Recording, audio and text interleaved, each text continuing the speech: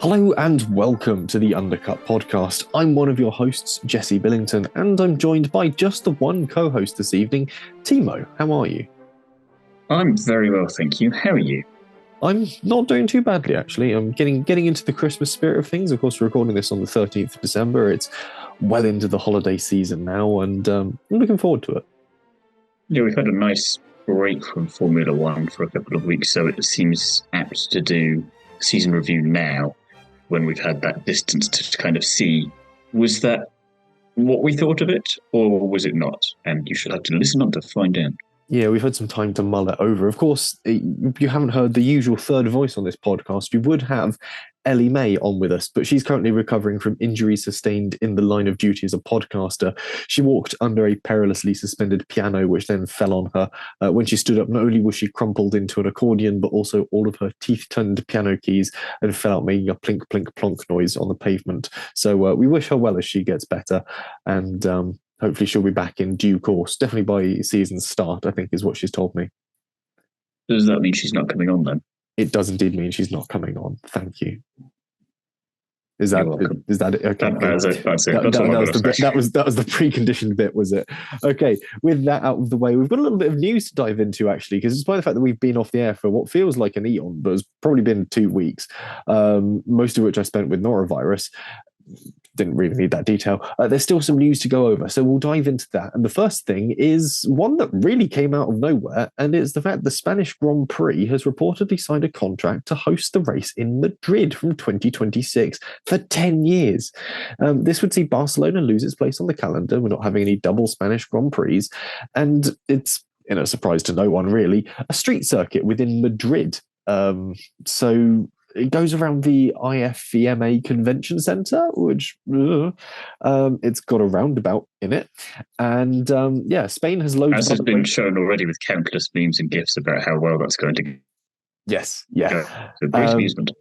Yeah, I mean, to be fair, what's the IndyCar one that's usually like second or third in the season? That has the sort of little Long Beach, flowers. Long Beach, which to be fair, up until the first year I started watching, which was last year, that had no incidents with that, and then as soon as I started watching, everyone seemed to think, "Oh, there's a roundabout there. Let's drive into it," and it was brilliant. So many people crash at that point in Long Beach, so I think they should keep the roundabout in if we go to Madrid. But the fact is, Spain has loads of other racing circuits and decent FIA Grade 1 ones at that. So we've got so many brilliant circuits in Spain. MotoGP utilizes a couple of them. They provide fantastic racing. So what's with the constant Formula E-ification of F1? Why more street circuits? Yeah, it does seem a weird thing that Formula E and F1 are swapping around a bit on that side of things, but also it's been one of those rumors about Madrid that's been around for a while, but you kind of hoped it would just be that. And again, I'm not sure if, because none of this is confirmed yet, but they also want it to be a night race, which, leave that alone. We've got enough as it is. And the whole point in Singapore being the only night race was that it was meant to be unique. And if you start doing something all the time, it no longer becomes unique. And yeah, we don't need another street circuit anyway. It's getting to the point where it's getting perilously close to 50-50, which we don't need. And we're already looking at street tracks on the calendar thinking, we can get rid of a few of you easily because, again, we don't need that many of you. If we want street racing, we go to Formula E. We watch the Macau Grand Prix, XYZ. And yeah, no one really asked for it. No one wants it. And I know Barcelona has not been the best Grand Prix of the season over the last few years, but I'd still prefer that to another bloody street race. This isn't Fast and Furious. This is the thing, yeah. Like, Barcelona's not great, but equally it's not a street race. And I mean, we think street races are sometimes great, but I mean, look at Baku. This year was a bit dull, and Baku has previously been a bit interesting, or it sort of swings from being interesting to cack. But with the current setups and the current style of car, I think we're looking at street circuits being a bit pants. I think Las Vegas got lucky because the circuit was so green and had so little grip, it turned out to be interesting. Singapore was good because, of course, we had Lawson out qualifying the Red Bulls and Stroll crashing in Q1. Well, it's important to note as well that Vegas, we have the one-off there, so we don't know quite what we're doing with that. Singapore, I don't think there's ever really been a bad race. You just had good and great. Everywhere else, Saudi was built for the sake of spice, shall we say, for being diplomatic. Miami's done nothing. Baku has been pretty good on the whole, couple of does, but I put that down to more to the regulations than anything. And well, we don't Monaco. You leave it there because even if the racing's not perfect, that's more down to the sheer size of the bloody cars more than anything. Can see that with any other category where they've got smaller cars, you can overtake and you can do stuff. That's plenty. You don't need. You've got already 3 night races there. You've got a classic Grand Prix circuit. You've got a daytime street race, which is great with Baku. At most, you could maybe rotate, but you don't need to keep adding stuff onto it. It's just not necessary. And I mean, if you think of Canada and Australia, technically they're street circuits as well because they're not racetrack tracks. So, Christ, leave it on. You don't need more. Yeah, I don't think we've got plenty. I don't think we need any additional ones, any street circuits, certainly. Like, could we have not just sort of gone to a different Spanish circuit just to try and mix it up before we decided if you wanted to build a street race circuit in Spain, and if you wanted it at night, revive Valencia. This is the other option. At least Valencia did give us some interesting racing, even if it was a bit of a cack circuit to watch. Like, it didn't look great on telly. Hamilton drama crashing and Mark Webber flying through the air, Schumacher's podium. There's some memorable moments. It was an interesting circuit for the races it provided, but like visually, it wasn't stunning in the same way that like Canada and Australia are visually stunning street circuits where you whip past the trees and everything. The amount of money that's going to get pumped into Madrid as a result of doing this, though, you could easily pump into Valencia and revitalise the entire area if you wanted to. To be fair, that area of Valencia has sort of... it's gone downhill a little bit, so... Quite literally by the quayside. You could... There'd be a great story in there, and you could make it all green and environmentally friendly and meeting your 2030 goals and yada, yada, yada. Do I have to do everything for me with Formula One? And equally, if you did revive it, it'd then give you also a location to race Formula E as well. But... yeah. And then you'd get... Then you could have them on the same weekend. You could have one as a feeder series to the other. It would be interesting. It would draw more eyes to Formula E. But no, they've just sort of... Basically, Madrid has gone, we've got some pesos. Do you want them? And Formula One's gone, yes, of course we do. So speaking of circuits with money, of course, we've got the 2024 sprint calendar. That has also been announced in our little mini off-season so far. We've got China, Miami, Austria, America, Brazil, and Qatar. Good picks, bad picks? I know you're pretty ambivalent towards the sprint in its entirety. Well, yes, I mean, but if we have to have them, I'll be interested in China just because I'm looking forward to China as I really like the circuit. Miami, couldn't care less. It won't make it more interesting. Austria, sick to death of that at this point. Kota, pointless. It was a terrible sprint race this year. Did absolutely nothing. Brazil and Qatar, fair enough. So 50-50. Yeah, I think that's a fair argument there, really. Yeah, I'm interested in the China one. We haven't seen China for donkey's years on the calendar now. We would have last seen it in 2019, I want to say. Am I accurate with that? Yeah, statement? race 1000. Which was then suitably dog to go with such a momentous occasion. Yeah, F1 sort of really hyping itself up to be nothing at all. So yeah, 2019 was the last time we've seen it. So it's going to be 5 years since we last raced in China. Obviously, the circuit's been used since then in things like Chinese F4 and so on. So it's not going to be a completely dead circuit like when we return to Turkey. But it's going to be interesting to see how the new cars go there, especially through that very snaily turn 1 section. It's going to be good. Yeah, I'm just looking forward to all of it. I'm hoping they don't make any changes to it last minute or anything like this. It's perfectly fun track as it is, and a lot of the drivers currently on the grid don't have experience with it. And even the ones that do, it's been 5 years. Yeah, this is very true. Like anyone who joined in 2020, 2021, so we were not... Ooh, yeah. I say, you've got Lewis, you've got Valtteri, Ricciardo, Alonso. After that, it gets tricky to think of who. Perez, probably. After that, it's tricky to think who actually would have raced there. Ocon, Gasly, Leclerc, Albon, Norris will have done. Russell will have done. But only like one race. Yeah, one race in the old style F1 car. Zhou will have done in his feeder series, I want to assume. You'd think so. Yeah, Sargent won't have done. Albon won't. No, Albon will have done. He will have done it when he was at Toro Rosso. Oh, yeah, I suppose. Yeah, but again, I'm just thinking it's one race virtually counts as nothing, though. Yeah, one race in again a very old style of chassis. Like it's going to be interesting, and there's going to be a lot to learn. So we'll see how that one pans out as it comes. Of course, we mentioned a couple of drivers there, Ocon and Gasly, who of course race for Alpine, and there is some news out of the Enstone-based team with Davide Brivio splitting from them after 3 years.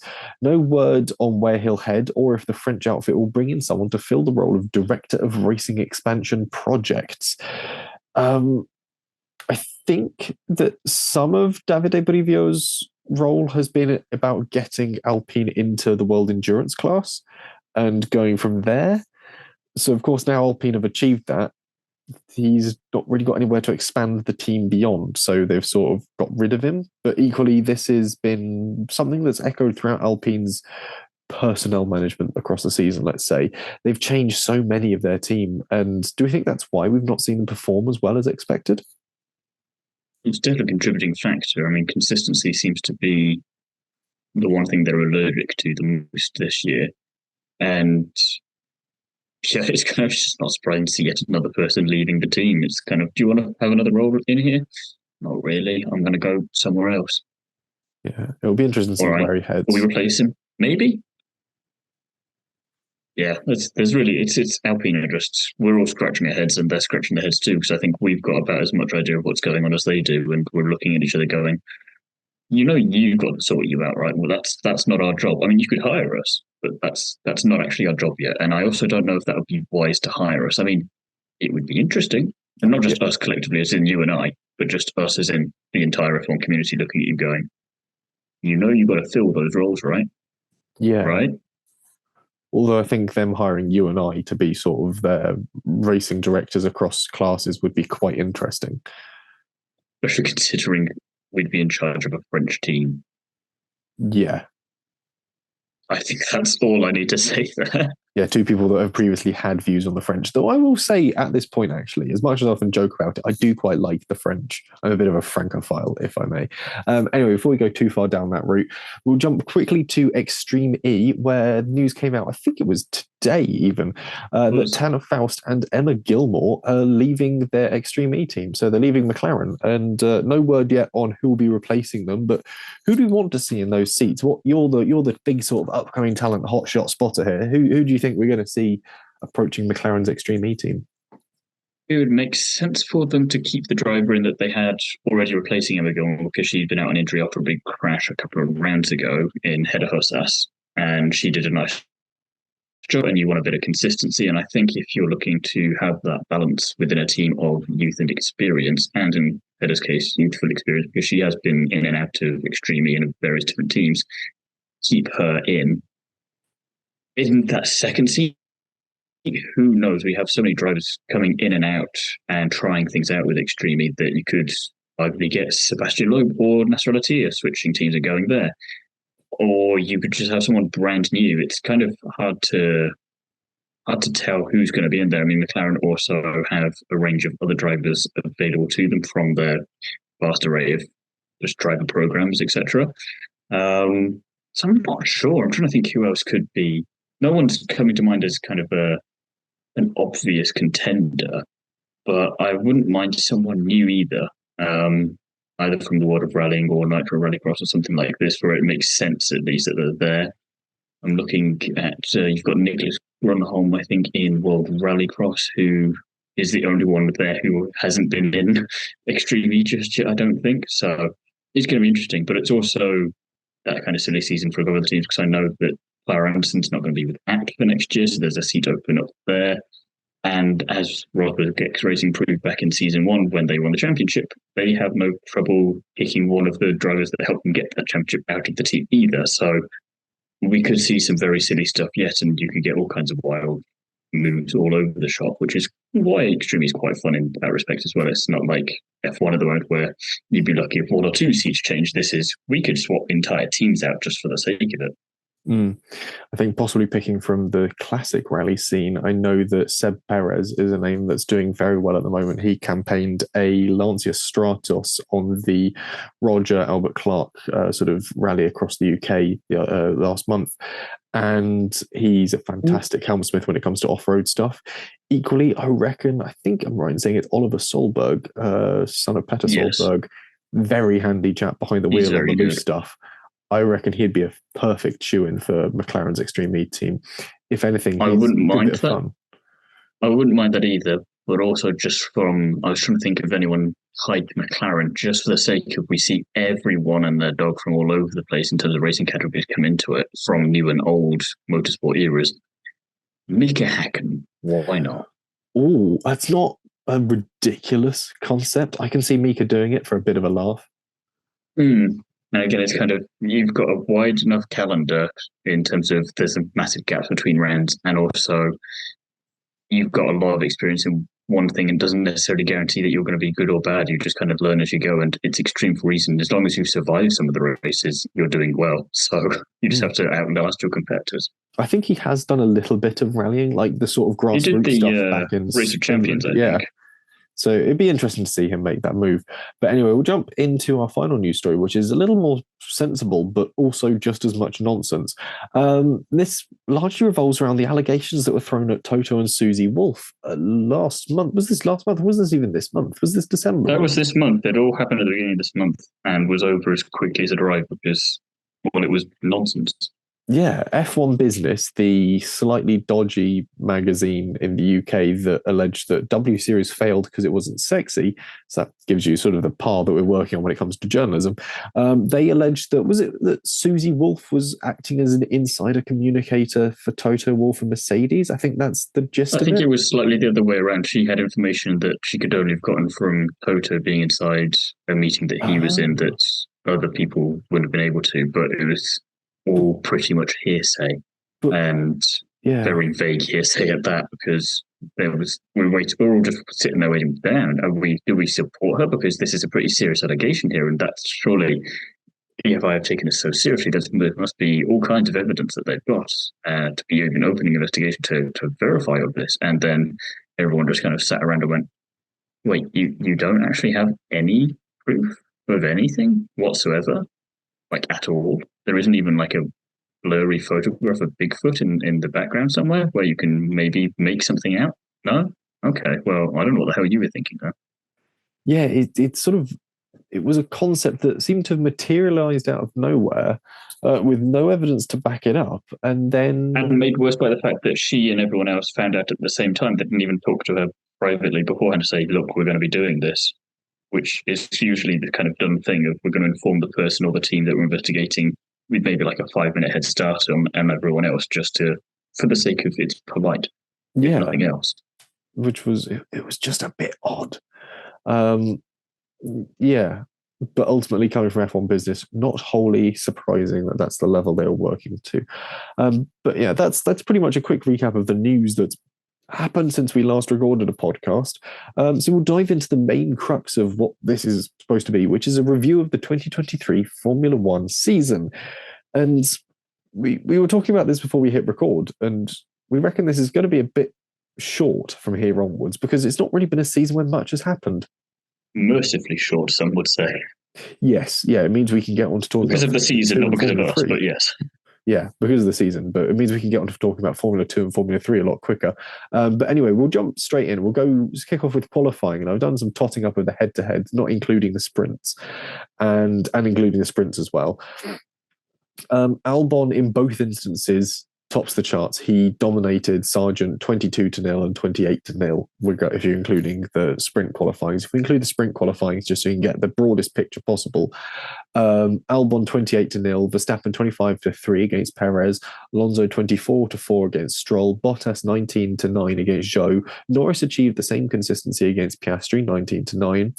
Tsunoda again scored the same consistency against all of his opponents, 19-9, 10-2 against De Vries, 6-4 against Ricciardo, and it was a 3-all tie against Lawson, interestingly. Leclerc was 18 against 10 to Sainz, Hulkenberg 18-10 against Magnussen, Gasly and Ocon 17-11, and Russell and Hamilton pretty equally matched on 15-13. If you don't include the sprints, Russell and Hamilton tie on qualifying stats, which is quite interesting. I think the two stats that amuse me the most there are Verstappen and Perez for obvious reasons, and then Leclerc and Sainz because despite being 18-10 ahead overall, Sainz finished way ahead of him in the championship standings because, of course, he did with Leclerc's, Leclercness. Leclerc level of luck across the season. Yes, it was very, very interesting in that regard. But yeah, I think the qualifying paints a relatively sort of interesting picture of the season, actually. In some cases, it's quite truthful to what we saw happen with the likes of Hulkenberg against Magnussen, the likes of Tsunoda against his opponents, Norris against Piastri. But like you said, when it comes to Leclerc Sainz, it was the opposite way around, really. We saw Sainz have the more consistent sort of races, but Leclerc often... And Gasly and Ocon as well, it's this curious thing of it matters for them the least because of the season they had both individually and as a team. This doesn't matter because chances are you're not finishing the race anyway. And even when you do, it's going to be very middle of the road. So it sort of makes sense they were fairly close together in that regard. Some other stats that I've sort of spotted and compiled and screenshotted from hither and thither. The interesting ones were driver average finishing positions. This one's quite interesting. They've obviously averaged out the finishing positions of all the drivers if they've finished the race, it seems. And it shuffles things around a little bit. Verstappen comes out on top, 1.275. So I reckon he'll be going for the 1.00 next year. I think that's going to be his end game here. Perez had an average finishing position of 4.2 though, so he's the second highest. There is a big gap behind Verstappen. Curious. That's what I've got to say. It's curious, but also as much as it speaks for Perez's up and down season, it speaks for Verstappen's sort of consistency. That was it. I was getting my T's in the wrong place. Consistency. That was the right word you were thinking of. So, third place, however, up 2 from where he finished in real life with 4.88 as an average finishing position. Leclerc. So, of course, when he finished the races, he wasn't doing too badly. It was just a case of whether he'd actually finish them. Thing there of finishing the races. Or start them when it comes to things like Brazil. Obviously, that demotes Hamilton and Alonso down. They finished with 4.9 and 5.6 as average finishing places. Sainz goes up 1, 5.68. Russell up 1, 6.11. Norris, interestingly, drops 2 places in this. Average finishing position of 7.42. Stroll goes up 1, as does Ocon, who goes up 2, actually, with an average finishing place of 9th, which isn't too shabby. But again, that heavily relies on the whole finishing aspect. Does mean he also overtakes Gasly, who finishes with 9.68. The other interesting ones are Bottas drops down the ranking. He loses 2 places with an average finish of 13.36. And Piastri, who has an average finish of 9.63, also drops 2. So a couple of shuffles around when it comes to looking at the sort of average finishing places. It sort of, again, it depends on how you read the season as to the story you get. And I did a little bit of digging into that as well. When you start averaging things out and look at points per kilometre raced, the constructors' standings shakes out as normal, apart from Ferrari and Mercedes, which swaps the other way around. Ferrari raced 638 kilometres less than Mercedes this season, though the equivalent of 2 drivers not doing a race at all, plus some. So over 2 Grand Prix less, yeah. And they scored more points per 300 kilometres, 10.07 points per kilometre versus point by every 300 kilometres versus 9.63 every 300 kilometres. Which in theory isn't that surprising considering you've got more points in less space there. Yeah, so it isn't that surprising, but it's amazing that Ferrari was able to achieve that sort of efficiency. It is a very Ferrari sort of statistic. I'll give you that. But equally, doing it by 300 kilometres is roughly a Grand Prix. And that means that Mercedes per Grand Prix weren't quite scoring 10 points every Grand Prix, whereas Ferrari were. Contrast, Red Bull... Not that it helped them. Not that it helped them, but contrast that to Red Bull, who, for every 300 kilometres they drove, scored over 20 points, 20.04 by my average. Because Max won most of them, so that's also not too surprising either. Yeah. It means that they were essentially guaranteed an average of at least 25, because they've won pretty much every race apart from Singapore. It's an interesting way to look at it when you start putting in the averages and the way that it tells a slightly different story. speaking of sort of a different story, I think the big story, of course, was Max Verstappen's records across the season. And he now has a 100% completion record this season, every lap of every race, which I think is damn impressive, really, not only for his ability to keep it on the track, but Red Bull's reliability as well. It's very silly. Very silly. I mean, it's impressive, don't get me wrong, but it's silly. And don't don't get me the wrong way. As impressive as it was, I would not like. I'd be happy if I don't see that again anytime soon from any team. Never mind just Red Bull. It's kind of like, okay, you've gone, you've done that. That's all very well and good, but can we get back to competition now, please? Yeah, the dominancy is impressive as you've got nothing between you the first time, Ferrari back with Schumacher, and Hamilton with Mercedes. We've kind of seen a bit of everything in terms of what dominance looks like. We don't need to see these other little bits where it's kind of like completing the video game to 100%. You don't need those now. We've got 95%. We're happy with that. Leave it alone. I mean, when you said when it comes to completing the video game to 100%, there's a list of other stats that Max Verstappen's achieved. Most points scored in a season ever. 92% of all the points available to a single racer. He scored 92%. Essentially, that's an A-star performance. That's really quite impressive. Most wins in a season, most consecutive wins, most podiums in a season, most laps led in a season. First drivers lead more than 1,000 laps in a season and finished every race.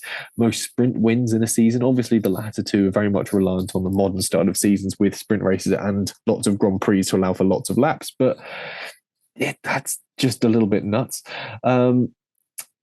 Obviously, it's worth mentioning that, of course, Alonso and Leclerc tie on points, with Alonso winning out on countback, his wealth of third places beating Leclerc. So Alonso's strongest start to the season, despite the fact they didn't really play out as strong to a finish as we anticipated, was enough to really cling on to the relatively high finishing position, which is quite good. Also doing Alonso things. Yeah. And Leclerc getting to miss out on kind of a very Leclerc thing as well, though. Yeah, Leclerc doing Leclerc things as well, I think is quite good. And of course, the finishing sort of order around that part of the grid, of course, Leclerc and Alonso 206, Sainz 200 and Norris 205 is very typical of sort of the exciting midfield or sort of behind the front row battle we've had this season. Yeah, and I think it's Leclerc's last two races in particular really salvaged him there out of it because, again, it's also kind of Carlos luck and Ferrari luck for him to be the only guy to win a race outside of Red Bull and finish behind Leclerc. Yeah, quite odd in that regard. I think that speaks a bit more for, despite his luck, Leclerc's consistency. Another interesting record we had this year was there was no British anthem on the podium for the first time since 1952. Yeah, and as much as we could be annoyed at Mercedes for this, you've got to argue this year McLaren let the side down weirdly because they had weirdly more opportunities to do so. And you just think if Norris had decided to put up any kind of a fight against Verstappen in Kota, we could have had that and we wouldn't still be taking the mick out of him for not winning a race. And he could have kept that streak going, but instead we've left that broken. And I hope that's not a sign of things to come because that's just us from being British bias perspective. We're going to have a little bit of it, but it's just it's been on the podium for at least once a year, every year since 52. It does seem right to say it's weird to not have it. Yeah, Norris would have certainly brought it along. It's interesting that McLaren doesn't get the Kiwi national anthem because, of course, Bruce McLaren Kiwi, the team was founded by a Kiwi, but it's based out. I was more thinking McLaren because Lando would get it. At least. Lando having it would at least give us the Brit. Yeah, but even if it was going to be one of the two drivers winning a Grand Prix, it would have arguably been Lando this season. That would have given us the British national anthem. Like I said, of course, we haven't had it since 52. The first time we had the British, or the sort of start of that streak with the British national anthem, was Mike Hawthorn in 1953, where he won the French Grand Prix at Rennes with Ferrari. And that's like, consider the huge structural changes that Formula One's been through since 1953, when it was giant, naturally aspirated front-engined cars, to where we are now. The British Grand Prix has been it's been there. And then Don't just say, this year it and that hasn't was a been. time where you could still get points for a Grand Prix finish if your car clocked out on you. You can push it over the line. Yeah, like That's kind of how big a change we've had from then till now. yeah, if you came sixth by result, you came sixth and would get points, even if your car was on fire and upside down in a different bit of Germany to where the podium was. But anyway, speaking of Germany and rather Mercedes, they have been winless for the first time in 12 years. Which is, yeah, again, it's partly down to the fact that they spent so long on the wrong design. Singapore was arguably their best kind of for it. Kota possibly could have been another one, but again, we would have lost out on that, which would have been very frustrating. But could have maybe saved the national anthem statistic because even though it would have been taken away, we still would have heard it. So I guess that would have counted. And yeah, it's just kind of tracked where we expected them to be good year this year. Brazil being the obvious example, they just weren't, and it was a very curious thing to see. It's in that respect, the new regulations have shaped things up, but perhaps too much in a weird way there. I think it's interesting to have seen them tumble back so much, but hopefully they'll get themselves on. Which again, it's weird to say because tumbling back for them is still P2 in the championship and P3 for Lewis. So and again makes the statistic and their performance both that much more impressive and surprising. Yeah, they're kind of the Formula One equivalent of sticking a piece of toast on a cat and chucking it up in the air, and we've created a vacuum. Seeing which way it eventually lands, if it ever does. But we've found the paradigm where Mercedes are somehow great but not great, which is interesting. Another thing that's been missing from the podium this season has been a woman. Previously years, we've had obviously female members from all the teams come up onto the podium when they've won, but Red Bull didn't send anyone up this year, and I think when Ferrari won, I think it was fair enough for them to send up their team principal, but because it was probably going to be their only chance for some time. So that's quite a shocking thing. We've always taken a step back when it comes to that sort of thing. And you do kind of have to look at Red Bull for that because no one else has really had much of an opportunity to do much about that. So the fact that of all the races they've won and they didn't think to put up a woman at least once, especially when they've got Hannah Schmidt there, you'd think at the very least put her up there. You know, yeah, it seems a no-brainer for so many reasons, and it's just disappointing. I'm not mad, I'm just disappointed. Lots of other people are mad, and rightly so, but I'm going to take the parental high route here and say, you've really done bad there, kiddo. Yeah, I think they could have gone down, even if it was very much the sort of the performative feminism of simply putting a woman up there to say they'd done it. But even they could have at least put Max's mum up there because she's arguably responsible for his racing genetics more than Joss is, with how much better she was at racing than he was back in the day. True. She was according to Eddie Jordan, if no one else. So Yeah, I mean, can your parents go up onto the podium? That's an interesting question. We'll research that for another time. Why not? It'd be great. Make them a team representative and just a Mac t-shirt on them. Job done. Yeah, very true. So that's an interesting thing. But when it comes to sort of the actual racing action, there's one thing I do want to know, which is positions gained. And this throws up some interesting questions based on sort of not only qualifying, but also how drivers perform during the race. Most positions gained across the season goes to Perez, 104 positions gained across the season. Stroll, 58 gained across the season. Verstappen, 42. Zhou, 39, and Sargent, 33. Zhou and Sargent isn't overly surprising. If you start at the back, you've got more opportunity to get past people and make overtakes, and equally drivers ahead will retire. You'll make up places that way. Let's show how many times Perez started at the back of 104. Yeah. This is the thing, like, Perez obviously wasn't on it when it came to qualifying, but given the rocket ship of a car he had, he was able to make it up in the races, which is why he's got a number that's nearly double the next person on this list, which is Stroll, who was very much in the same boat, certainly at the start of the year. Makes a lot of sense. Yeah. Unable to really get it down in qualifying and then made up for it in the race just by simply having a quick car. Verstappen's, I can only think of being those times when he wasn't able to get a good qualifying, like Miami, where Charles Leclerc crashed out and denied him a good run in Q3. Like, trying to think, I think potentially that, and then you've got like Sandport in Singapore, where you're either dealing with being out of position or you've got weather playing havoc and you've got a surprising number of overtakes going on because everyone's pitting every 2 minutes. Yeah, or yeah, I think that would be about the only one, possibly Zandvoort, or races where he might have taken a grid penalty for like taking newer elements. That'd be the only reason that he's even there. But of course, he made the overtakes because he's in a rocket ship of a car. So it's quite interesting to sort of see how even that very easily summates a season. You sort of go, well, there was some absolutely fast cars, and then there was some people at the back of the grid. Speaking of people at the back of the grid, though, we get to the Destructors Championship. This is accumulated by a chap over on Reddit. I can't remember his name, but the final standings are unsurprisingly Sargent leads with 4.333 million, $4,333,000 worth of damage accrued across the season. Verstappen at the bottom. He's finally lost something, which is because he only racked up $345,000 worth of damage to his car across the season, which is quite impressive. Russell somehow down in 19th on 670,000. One can only assume that's because it only takes into account damage done to his car, not other people's. Yes, otherwise I feel like that would definitely go up. Yeah. Interestingly, after Sargent, though, at the top, Sainz, 3,644,000. Perez, 3,224,000. So quite close at the top between Sainz and Perez as well, which shows that they might have been pushing a little bit beyond their comfort zones in their cars this season to have resulted in accidents quite so damaging. Yeah, no, there's not really much for me to add on to that particular point. I mean, it's an interesting way to read into it, but it certainly sort of brings out some pieces here and there.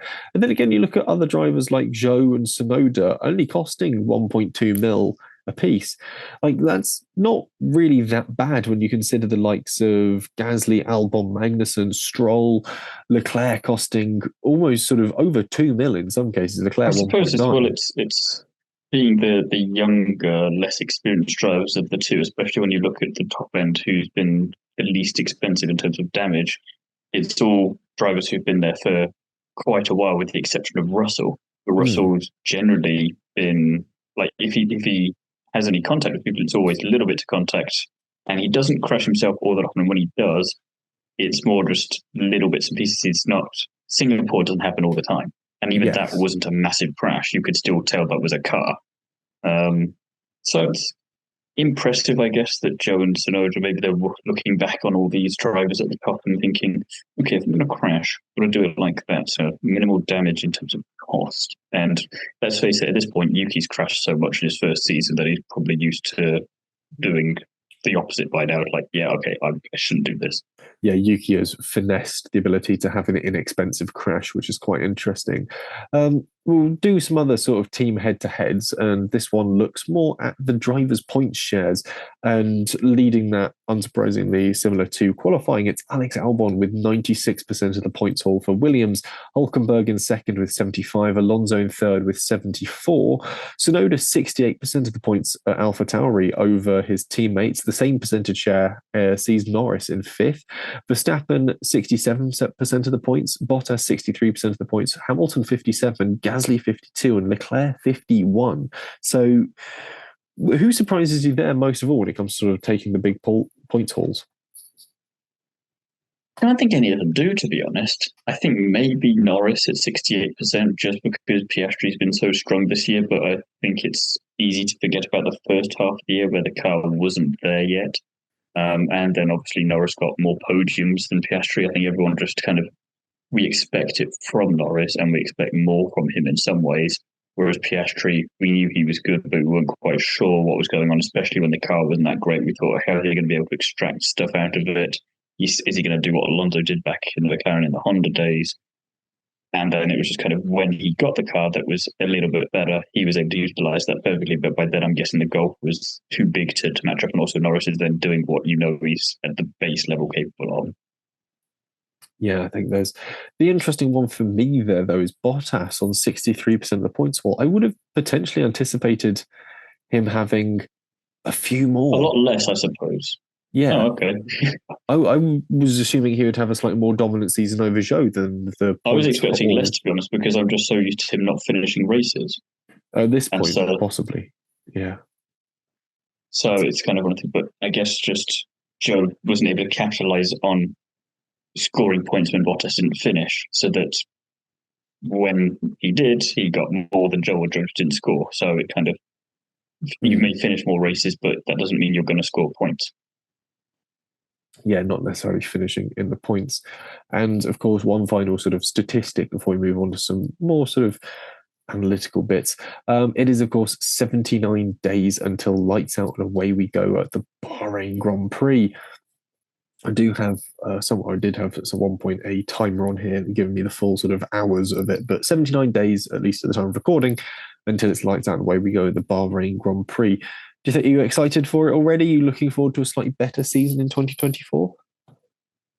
I'm looking forward to the idea of a better season in 2024. If we get that, remains to be seen, and I'm not yet looking forward to it. To be perfectly honest, I've not had enough distance from 2023 yet. I'm grateful that there's 79 days between now and Bahrain, and undoubtedly, when we, not necessarily the liveries, actually, I'm not expecting much from the liveries next year, but maybe when we get a bit of testing, when we see if anyone's been able to do anything over the winter to at least tease us a bit in the way Aston Martin did at the beginning of this year with their testing performance in terms of getting close to Red Bull, then I think I'll slowly get there. But I think I probably won't get excited for it until 3 or 4 races in, where I'll be able to decide if I want to get excited for it or not, because I'll have an idea of what we're expecting. I think 2023 has shown in the numerous ways that you read out just now that how dominant Red Bull are and how much of a goal all the teams have to bridge in order to catch up to them, and not just catch up, but then beat them at least more than once, which is which is how low the bar is from this year. So no, I'm not looking forward to it just yet, but I don't doubt that when the lights do go out in Bahrain, for a couple hours at least, I'll be like, well, anything could happen, and it usually does. Fantastic. So we'll move from the numbers and the statistics into something a little less quantifiable. And that, of course, as we have with our regular review podcasts, are the winners and spinners section. Thiemo, we'll start with you. Who was your winner of this season? It was hard to think of one for a moment just because everyone had all right seasons if you look outside of Max Verstappen, but it's kind of it's tricky. But I think for reasons that I said earlier, Oscar Piastri for me, he's got to be the winner of the season because he did prove more or less from the off that he could get all of his mistakes, and there weren't many of them, out of the way early doors when the car was terrible and didn't really matter too much. And then when the car was upgraded a bit, and not even necessarily when it was upgraded, but just when opportunities came his way, he could absolutely capitalise on them. And whilst it was only a sprint race win, it's still a race win for the sake of this argument. And he's got one of those over Lando, which does amuse me so very, very much. And he would win just because of that. Even if he'd been terrible for the rest of the season, he gets my vote for that one. And if this is how he's starting, I'm looking forward to seeing where we go next with him. And my call will be, not only does he win a Grand Prix race before Lando Norris, he will win a championship before Lando Norris. I think that's, given his performance this season, it's not unfair. And if I'm going to be very ballsy, but also depressing for any Ferrari fans listening, I think he'll win a championship before Ferrari do. Yeah, I can't argue against that. Despite being a big Ferrari fan, I cannot argue that, given the form we've seen, certainly of McLaren, the fact that how fast and hard they're chasing down that front pack, we're going to see them possibly overtake Ferrari next season. I'm hoping Ferrari pull something out of the bag. I'm hoping they... Which I must also just point out about McLaren. What a hell of a 180 I've had from the start of the year, where I pretty much looked at them after Bahrain and went, how fucked are they? And I now have to kind of walk back my words ever so slightly. Or it was incredibly tough love and they listened to me. Yeah, possibly. I could have gone either way, really, with that one. It could have been the tough love. It could have been the fact that you might have just had to eat a colossal portion of humble pie and go, actually, they were able to resuscitate that season. And I think... I think I inspired them. Yeah, you can keep thinking that. I think Oscar Piastri's work certainly, though, went a long way to that. And I think he obviously got Rookie of the Year. I think it makes a hell of a lot of sense that he attained that award. And he was only really up against essentially De Vries, Sargent, technically Lawson as well. But yeah, his performances across the board were undeniable, really. When it comes to my winner of the season, though, I think I've gone for the obvious choice, and I think it's for all the reasons I've already sort of gone through in the sort of stats section, which is it's Max Verstappen. He has driven pretty much the perfect season. Nothing that happened this year negative was his fault. I mean, it's a very route one option, but you can't fault it for the plethora of reasons that we were saying about earlier in statistics. Yeah, it's undeniable. It is quite literally faultless, and I think for that you can't deny him the accolade of certainly being the driver of the season, and yeah, for just simply being the guy, man. He was a worthy world champion this year, even if it was a bit of an easy world championship by any metric. On the flip side of that coin, the spinners of the season, Thiemo, who might yours be?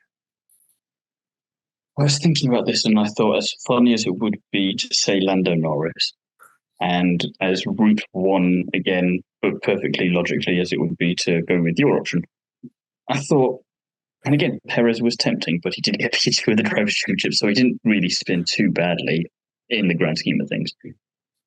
And whilst this is also easy cannon fodder, Lance Stroll has to be the spinner, because when you look at what Fernando Alonso has been able to do with that car this year, I really, yet again, I'm going to make the point of I don't know what else has to be demonstrated that he doesn't deserve to be in Formula One. He should have at the very least been on the podium once this year, sometime. And the fact that there was such a massive gap in points between the two of them is mental, but also not surprising at all. And even if he didn't get on the podium, there should have been more points on the board for him. Yeah, I think he's certainly been the disappointment of the season. When, like you said, when you look at what Alonso was able to achieve with that car, the amount of podiums and how close he came at times to wins and stuff. 206 points. The fact that he was at one point battling for third in the drivers' standings. Mm-hmm. And you look down to a guy that was just about able to scrape his way into 10th ahead of an Alpine and was beaten by a rookie whose season started out with a retirement of 15th and 8th, 11th and 19th. You're sort of going, oh, really, Lance? Is that the best you're able to do? And the answer is yes. Apparently so, yeah. Like his best finishing position was a 4th.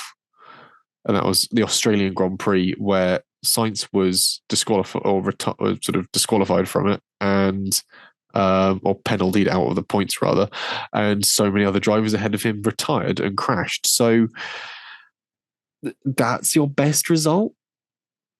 It's not even cracking the 100-point barrier either. Is when your teammate has cracked double that is really saying something.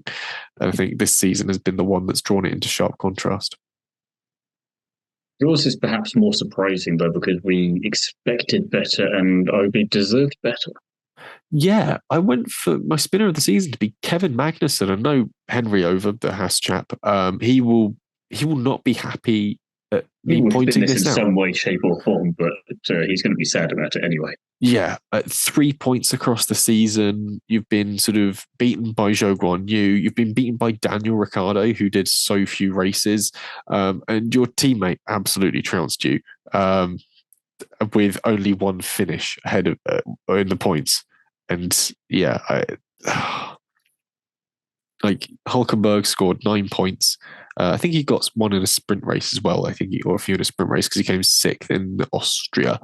But yeah, Magnussen 310 P10s is 3 points, and it's not great when you're 1 point ahead of the guy that only did 5 races and was a rookie.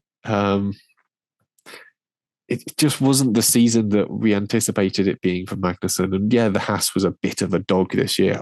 Easily the worst car on the field by the end of the year, with no appreciable sort of development that came through. He just made nothing of it, and Hulkenberg really had the measure of him, unfortunately. Yeah, which says a lot for Hulkenberg as well, because he came in after a number of years out, if we talk about it properly. And just kind of trounced him, and very much deserving his contract. And I'm not saying that Kemek doesn't deserve the contract for next year, because the consistency makes sense there. Perhaps they need to do something, and it's not going to be rookies. But I don't think anyone was expecting Hulk to come in that strong, and it's yet more proof that I really hope that As can give him a better car, or that he can get into a better car at some point, because I would love to see what he can do. Yeah, because they are both very talented and very fast drivers when they're given a competent chassis. But as soon as you give them something that's recalcitrant and a bit of a tip, they start to struggle. Like you look back to Magnussen when he started out at McLaren, he was fantastically fast and very good. And you look at Hulkenberg whenever he was given a decent chassis, like that time he stepped in at Racing Point when they were sort of going through the Tracing Point phase and they had a quick car. And he proved that he was a very quick driver and very quickly adapted to it. They are both phenomenal people behind the wheel. But it goes to show, if anything, just how bad the Haas has been across the year. Yeah. Yeah, it sort of looks like a bit of an oddball one to have as a spinner, but I think that once you add the reasoning to it, it very quickly comes into it focus. makes perfect sense. I think if anything, I saw that and thought it's just a shame that that is so justifiable. It is, I think at the end of the day, like you say, it is also a shame. Like with the spinners, you're normally going at them because they've done something stupid. Whereas, yes, you're not going at them because you're not going at them because they've just been disappointing. They've been let down as much as like the sort of team has let them down. It's just disappointing, really. We'll move from the winners and spinners to the overtake of the season. This took a bit of thinking for me. I don't know how much thought you had to pour into your one. I had to really sort of dive back. My mind just emptied out every overtake the entire season. I was like, none of them come to mind. The only thing I could think of was Alonso in Brazil on Perez at the end, because it was just so damn funny. But apart from that, it was like, right, I need to re-jog my memory slightly here. And what have you gone for in the end? Well, thanks to a handy reminder, I had a look, and despite Baku not being the most exciting race we've ever had in Baku, Alonso's overtake on Sainz on a part of the track where it really is not expected to be an overtaking place, but which does come back later on in our Formula 2 chat, which will be in another episode. You can actually overtake on this particular corner. I think it's turn 6, around there somewhere, I think, turn 4 or 6. And it was just a very nice sublime move on the Ferrari, kind of sandwiching himself between the two of them, and Sainz really thinking, oh, crap, you can overtake that. Damn. Yeah, it was a dive up the inside into a left-hander, so I think it might have been like turn 1, 2... It was a right turn. Was it right? Turn. Okay, so then it would have been turn 4 possibly, or 5, 6, yeah. So, but yeah, it was just sort of a stick it up the inside, absolute send it on the brakes and make it work. And this was very much when Aston Martin was sort of getting to the edge of the performance envelope. Yeah, it was still good, but other teams were getting good in comparison. And I think Alonso was making hay while the sun shone, really did with that overtake. And it was really quite a good one, and very reminiscent of a much younger Fernando Alonso in a much more competitive Renault, I dare say. You've gone for one that was also very sublime, though, and was also very, very funny, because I do remember watching it at the time thinking, oh, go on, get him there. And he actually did. Yeah, this for me, my overtake of the season is Charles Leclerc on Sergio Perez in Las Vegas. I think Charles Leclerc had some good overtakes in that race alone. There was the brilliant one he had tried on Verstappen around the outside, because it sort of came in 2 stages. He DRSs up to him, tries to get him on the brakes, and Verstappen has clearly outbraked him in the first phase. So Leclerc just lifts off the brakes and gets back ahead. But Verstappen just knows that he'll have the inside line into the turn, and Leclerc has to back out of that one. But by that point, Leclerc knows what the surface is like going into, was it the final turn, like turn 18, 19, in Vegas? And he knows that he's got what the grip is like going into that, and he's clearly thought about it and has sort of been telegraphing this for laps before. And then on the final, it was kind of a curious one, because you're looking at it thinking, I think he surprised us as much as himself that he actually did it and made it work, because everyone I think we all looked at that and thought, oh, he's too far back. And then he went for it. Not only did he go for it, but he made it. Yeah, And it you're like, comes from oh, nowhere on well Perez. played. Perez, the Mexican Minister for Defense, and Charles Leclerc just shoots one up the inside and vanishes.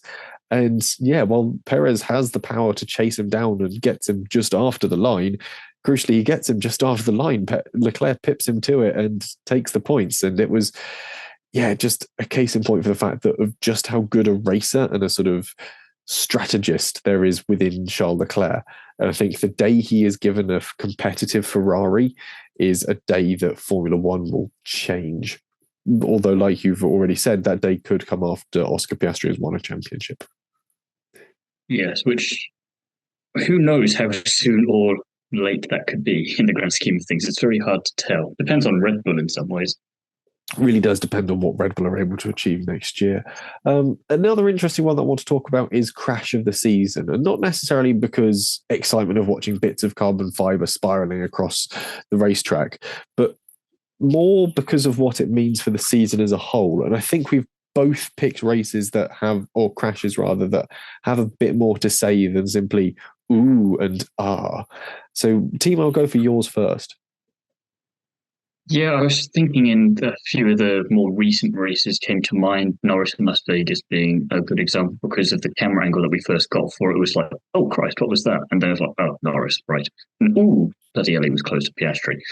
But I think just for how to sum up a season, how to sum up, I'm really coming for the championship this year, and then going P2, and the points difference between you and first place would have been enough for Max to secure the championship anyway. It has to be Perez's turn one crash in Mexico, because only Perez could do that at his home race and be out that quickly. And just, of course he did. Of course he did. So that is crash of the season because it just works on so many different levels for describing 2023.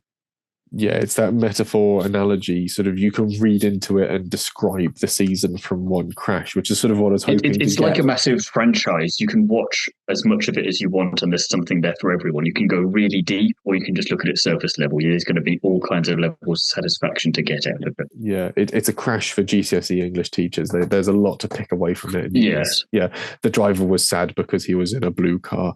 And of course, Perez was quite sad after that because, of course, he'd crashed out in a blue car. For me, though, my crash of the season is Ocon into Gasly in Australia. And I think it's quite obvious sort of what the deeper meaning from this one is, because, of course, it's the fact that Alpine sort of started off with this sort of, or everyone started off with this concept of Alpine being a bit of a firecracker. We had two drivers that didn't really get along. They seem to have gotten along by the end of the season, bear in mind. They both seem to be sort of on pretty good terms with one another. Mutual suffering. Yeah, mutual suffering, because Alpine just sort of never really got good. They just had the world's most mediocre season, which is quite disappointing in a way. Yeah, but as we were saying at the top of the podcast with the personnel changes and whatnot, it also was just not very surprising. And I think the only interesting thing they had for them at the start of the season was the fact that these two were meant to be quite argy-bargy with each other, and then nothing really happened there. You got a bit of team radio occasionally when one of them would ask why you prioritized the other, usually Gasly asking why Ocon's ahead of him for no apparent reason, especially when they've had such a mediocre season. And that was about it. Just wasn't that interesting. And this was kind of it's demised their season as well, in the same way that Perez's did in Mexico. Gasly in Australia was very much, yeah, this is how your season's going to go.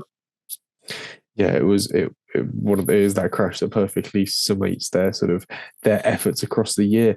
The same could be said for, again, I sort of jotted down a few other ones that are worth mentioning, and Norris in Vegas. I think that crash was very much sort of a testimony to the supposed excitement of Vegas, and equally the rush to build it, the fact that it was a very unleveled surface, and the fact that we were able to just sort of completely bottom out a car to the point that it suffered a huge high-speed crash. Albon and the Haas's turn one in Brazil was sort of very much Alex Albon battling against everything this year. Ultimately, for Nout, it achieved a lot for Williams, but at times it looked like very much an uphill battle. Ocon, Hulkenberg, and Perez in Qatar's sprint. Three drivers you're not expecting to come together, and certainly not in a manner quite like that. No, but also at that point, it wasn't surprising considering Perez was one of the three. It was just kind of who's Perez going to crash into this week, and here are the two lucky winners. Yes, yeah, it was, but not very lucky in that instance for Ocon nor Hulkenberg, because I think Hulkenberg got away with it quite lightly, despite the fact that he was very much the sandwich in that former Racing Point driver crash. Stroll gets three mentions actually on my little jottings list here, which was Stroll into Alonso in Bahrain, which was quite the interesting sort of crash tap nudge. Stroll into the barriers at Spa in the sprint shootout, and then Stroll into the barriers in Singapore Q1. Which one of those Stroll shunts stands out most to you? Ah, I know it's like trying to ask someone to pick a favourite child, but he's got to be the first one because only he would somehow crash into Alonso at the first race of the season when there's so much promise coming your way, and then you think, "Oh my god, he's going to ruin this for everyone before we even got going." Why? equally, And it's more thanks to the team and Alonso salvaging that rather than him just not doing a bad enough or good enough job there. And equally, it speaks a lot for how everything else panned out. Because of course, Alonso asks, "Who crashed into me?" and doesn't get told until after the race that it was his boss's son, which is probably wise. Yeah, so that you but can also very amusing to hear the team radio silence going, "How the hell do we not tell him? But how do we tell him? What do we do here, guys?" We don't know. We'll tell you later. It's very much sort of, again, one of those crashes that was quite sort of derivative of the entire season for certain drivers. I think it's quite interesting there. The other ones I had on my list were Leclerc in Miami, which was an interesting crash. I think it was Leclerc driving hard to try and get into the championship fight at that point in time. And what it ended up doing was costing Verstappen pole, which is quite remarkable. And then, of course, De Vries in Baku, which would have been, if you can wind the clock back to when Nick De Vries raced in Formula One, was a fairly hefty shunt from De Vries head on into the barriers. And I think this is where things started to unwind for him. Yeah, it definitely didn't help. And I think he was not necessarily already on thin ice there, but it just didn't help, is the very short version of that one. Yeah, I think it sort of set the tone for things to come, unfortunately, for De Vries and his career within Formula One, certainly as the driver at AlphaTauri. So we'll move on to our next section, which is the season predictions review. And this was at the start of the year. The three of us picked a load of predictions, and also we had a variety of guests who phoned in their predictions as well. So we had everything from, he says, flicking over to the right bit of the spreadsheet, our three bold predictions, drivers who will score podiums. We had to pick the team standings, the bottom five drivers, the top five drivers. Then, of course, we had rookie watch. So we pitted Lando against Piastri, Albon versus Sargent, Tsunoda against De Vries. Of course, we didn't really know how that was going to pan out. Also asked, I think the problem with all of these, the most was, for my predictions at least, was that I was anticipating a much more interesting season than the one we got. I think a lot of us might have been. There was perhaps disappointment in the second half of the season in 2022, but there was enough gumption, I suppose, and enough stuff from preseason testing for us to think maybe, and then no. Not even slightly. Yeah, so of course we had the French feud, so I asked people to pick the points difference between Ocon and Gasly. I asked for people to predict who will have the most DNFs. I asked, will Las Vegas suck? Wanted people to predict which race will have the quickest pit stop, their favourite race, their least favourite race, and simply to guess Bottas's points. Then we got some interesting ones across the board. There were some interesting predictions. Interestingly, very few people, it was sort of a mixed bag when it came to actually picking the winning driver. You and I were both quite optimistic with picking a Ferrari driver. Myself, Leclerc, I picked Carlos Sainz, I think, yes. Which, to be fair, the only solace I can take from that is the fact that I chose the one other driver outside of Red Bull to win a race. This is very true. You were sort of on a roll with that one. Ellie-May got that one correct. Across the board, picking the top and five bottom drivers, it proved to be quite tricky, actually. A lot of people didn't think very highly of Aston Martin coming into it. There's a lot of Lance Strolls very low down in the list. A lot of it. Yeah, a lot of interesting people sort of picking people here, there, and everywhere over other people. I think the most interesting correct prediction comes in the form of Kevin Magnussen and Nico Hulkenberg being correctly predicted as 16th and 19th by Magdalena, with 16th for It would have been Hulkenberg. funny if it was Henry. Yes, and Alice picking Kevin Magnussen for 19th. When we come to Henry, actually, he did not get any of his Haas-based predictions correct, unfortunately for him. He obviously put his Haas driver somewhere between P15 and P6, as they appear nowhere in the bottom five nor the top five. At least he didn't put them P1 and P2.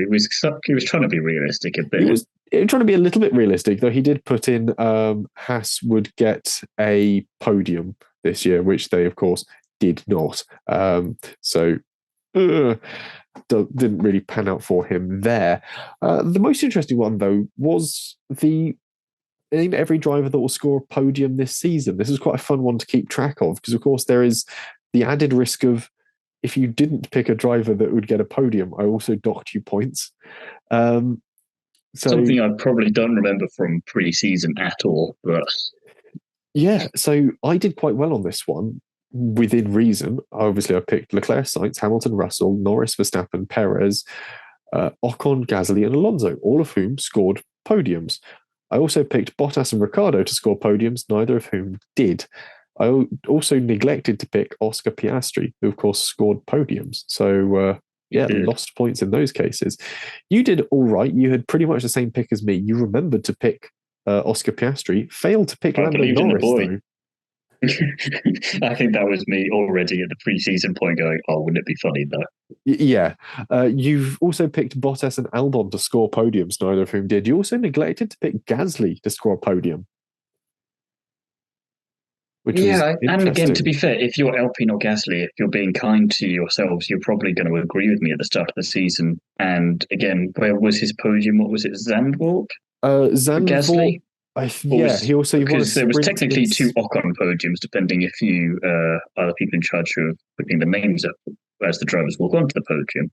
But in terms of where it actually was, I think it was Zandvoort, and I think whilst a podium is a podium, circumstances did help a little bit that day because Ocon was in Monaco, I believe. So that makes sense. It was two races where they definitely capitalized on the opportunity presented to them. I mean, to be fair, Gasly did also podium at the Belgian sprint, so we knew he had that P3 ability in him. Yeah, but it's a sprint race. Yeah, he had that dog in him. He just sort of deployed it on the right weekend eventually. Most interesting selections for scoring podiums have to go Ellie-May, who picked Nico Hulkenberg, Ben Wellham, who picked Kevin Magnussen to score a podium, Shannon, who picked Nick de Vries, as did Magdalena, which is interesting, as did Alice. So some interesting ones for podiums. And the most interesting of ignored ones, Alonso Perez was ignored at one point for a podium, which I cannot believe. Magdalena. And another Alonso as well. So, yes, I mean, an interesting mix of ignored and chosen when it comes to the podiums. Pretty much everyone said that Albon was going to outscore Sargent, so clean sweep across the board there. You predicted Piastri would outscore Lando, so you did not get points for that one. I still want to be right about it. Fraser fell into the same hole, unfortunately. So he also picked Piastri over Lando. It'll happen next year. Yeah, everyone else got Norris correct there. And a lot of people, myself included, picked De Vries outscoring Tsunoda. The only person to get that correct was Fraser, who picked Tsunoda over De Vries. So very interesting result in that one. Yeah, I mean, on paper, coming into it, you've got a guy who has won 2 championships versus a guy who spun a lot during his first season and was already questioning why he got a contract extension. So you could see the logic from most people. The logic was there, certainly. The French feud one was very interesting because there was a good spread of numbers. I picked 35-point gap between the French drivers of Ocon and Gasly. What was the gap? Because let's face it, I don't know, but off the top of my head. Do you want to take a guess? No, I'm saying what was the actual point difference? Yeah, take a guess. Oh, I have no idea. 20? 4. 4. Okay, yeah. What did I guess? You guessed 20. Oh, I guess 20 as well. That's quite funny. Yeah. I think the lowest slash closest guess would have been LA Wilshaw, and Henry Haschap, who both picked 12 for that, but unfortunately were essentially a multiple of 3 out. Yeah, So there's not really hard points for that one, unfortunately. no, I did not award any points for that one. Same as I didn't award any points for which driver will have the most DNFs. I picked Sargent, you picked Stroll, Ellie-May went Yuki. Pretty mainstream options there. Who did? Fairly, in the end, it was Ocon 7. That's French. Yeah, which I don't think is wholly surprising. We get into the slightly more sort of circumstantial questions here, which was, will Las Vegas suck? And this involved me after the Las Vegas Grand Prix, then messaging a lot of people going, so what did you think of that? Don't ask me why. And I said the Las Vegas Grand Prix will suck, but I sort of reneged on that, actually. I quite enjoyed it as a Grand Prix, so I've docked myself. It doesn't work for your prediction, though, does it?